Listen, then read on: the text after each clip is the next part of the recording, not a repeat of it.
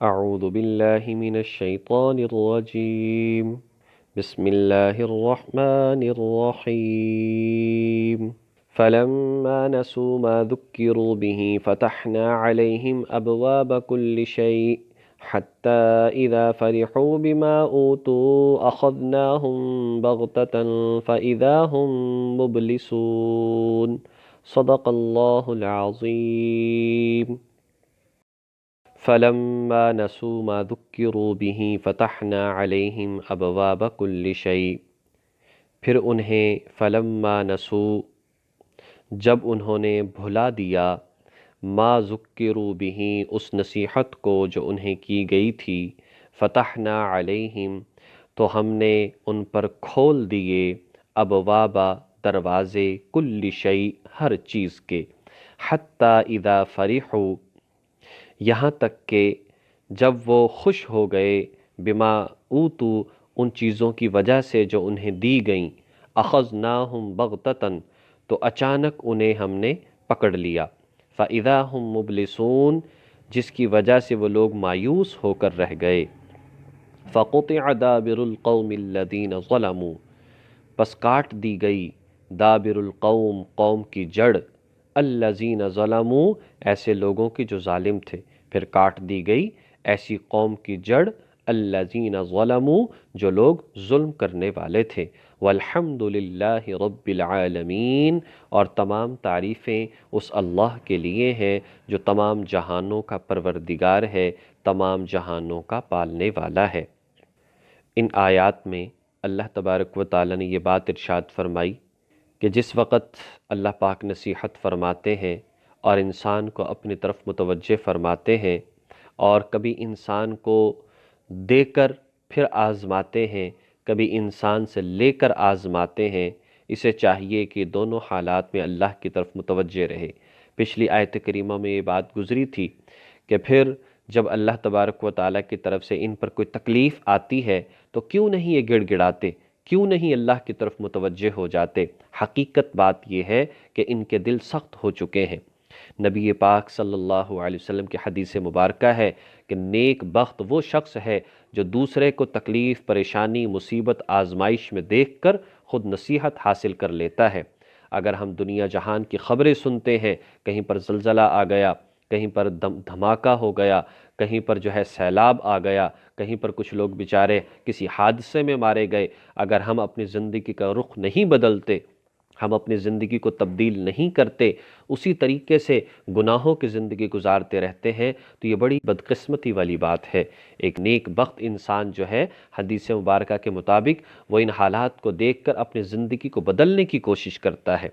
اور اسی طریقے سے ایک بزرگ تھے، مفتی محمد نعیم لدھیانوی صاحب رحمۃ اللہ علیہ، ہندوستان میں تھے، تقسیم ہوئی پاکستان میں آ گئے، فیصل آباد میں رہنا شروع کر دیا، خطابت کیا کرتے تھے، وہیں پر ان کا انتقال ہوا۔ تو انہوں نے کچھ مہاجرین کو دیکھا، یعنی جو وہاں سے چھوڑ کر آئے تھے، یعنی ہندوستان کو چھوڑ کر آئے تھے، تو ان لوگوں نے جو ہے حالات کو دیکھا اور ان لوگوں کو دیکھا کہ ایسی زندگی گزار رہے ہیں غفلت کی، ایسی بے نمازوں والی زندگی گزار رہے ہیں، ایسی کاروبار دین کو سیکھے بغیر کر رہے ہیں۔ وہ شعر انہوں نے پڑھ کر سنایا، فرمایا مکیں بدلے مکاں بدلا، زمیں بدلی زماں بدلا، مکیں بدلے مکاں بدلے، زمیں بدلی زماں بدلے، نہ میں بدلا نہ تو بدلا، پھر بدلا تو کیا بدلا؟ مطلب زمین ہے وہ بدل گئی ہے، پہلے اور تھی اب اور ہے، مکان بدل گئے ہیں، پہلے اور تھا اب اور ہے، رہنے والے بدل گئے ہیں، مکین پہلے اور تھے اب یہاں پر اور آ چکے ہیں۔ لیکن یہ دیکھو، نہ وہاں پر ہم عمل کر رہے تھے نہ یہاں پر عمل کر رہے ہیں، الگ ملک حاصل کرنے کا کیا مطلب ہے؟ تو بڑے افسوس کے ساتھ یہ بات کہی تو اللہ تعالیٰ ارشاد فرماتے ہیں کہ پیچھے فرمایا تھا کہ اگر ہم ان کو کسی تکلیف میں مبتلا کرتے ہیں اور یہ گڑ گڑاتے نہیں، پھر اللہ تعالیٰ ایک موقع دیتا ہے۔ ہر انسان کی زندگی میں ایک موقع آتا ہے جب کہ اس کے پاس فراوانی بھی آتی ہے، وہ چاہے کسی بھی اعتبار سے آئے، جس حالت میں وہ تھا اس سے اس کی زندگی میں کبھی نہ کبھی فراوانی اور مال و دولت اس سے بڑھ کر کبھی آتی ہے۔ تو اللہ فرماتے ہیں کہ وہ شخص جو بھلا دیتا ہے اس نصیحت کو، تو پھر ہم کیا کرتے ہیں؟ اس کو مال بھی عطا کرتے ہیں، ہر طرح کے مال اس کے پاس آتے ہیں، اللہ اولاد بھی دے دیتا ہے، اللہ مال و دولت بھی دے دیتا ہے، اللہ کاروبار یا اچھی جاب بھی دے دیتا ہے، اور پھر کیا ہے، پھر یہ خوش ہوتے ہیں اپنے اس مال و دولت کو، جاب کو، عہدے کو دیکھ کر، اخذناہم بغتتاً، اگر یہ غفلت کی زندگی گزارتا رہتا ہے، اچانک اس کی پکڑ آ جاتی ہے، اچانک پکڑ ہو جاتی ہے، اور ظاہر ہے کہ موت کا آ جانا وہ اچانک ہی ہے۔ اور بڑی قیامت کے بارے میں ارشاد فرمایا، حدیث میں آتا ہے کہ انسان اپنے اپنے کاموں کے اندر مشغول ہوگا، ایک شخص کپڑے والی دکان پر جائے گا، کپڑا پسند کر چکا ہوگا، کپڑا دینے والا کاٹنے لگے گا اور دونوں پر موت طاری ہو جائے گی۔ انسان اپنے گھر میں داخل ہونے والا ہوگا، ایک پاؤں اندر اور ایک باہر، قیامت آ جائے گی۔ ایک شخص جو ہے لقمہ اپنے منہ میں ڈالنے والا ہوگا، لقمہ اٹھائے گا اور منہ تک پہنچے گا نہیں اور لقمہ گر جائے گا۔ ایک شخص پانی کا گھونٹ منہ میں ڈال چکا ہوگا اور نیچے اتار نہیں سکے گا، موت آ جائے گی، قیامت برپا ہو جائے گی۔ تو فرمایا اچانک، فَإِذَا هُمْ مُبْلِسُونَ، پھر یہ نا امید ہو کر رہ جائیں گے، مایوس ہو کر کہ ہم نے کیوں نہ آخر کی زندگی کے لیے عمل کیا۔ لیکن فرمایا کہ اس وقت کی نصیحت اور اس وقت کا اس وقت کا مایوس ہونا یہ انسان کو کوئی فائدہ نہیں دے گا۔ اور کہا کہ اس طرح سے جب عذاب آ جاتا ہے اور لوگ اپنے سیدھے راستے پر نہیں آتے اور ان کی موت آ جاتی ہے، فرمایا فَقُطِعَ دَابِرُ الْقَوْمِ الَّذِينَ ظَلَمُوا، تو اس طرح سے ہم ظالم قوم کی جڑ کو کاٹ ڈالتے ہیں۔ دابر القوم، ظالم قوم کی جڑ، کسی درخت کی جڑ کو اگر نکال دیا جائے پھر اس کے دوبارہ سے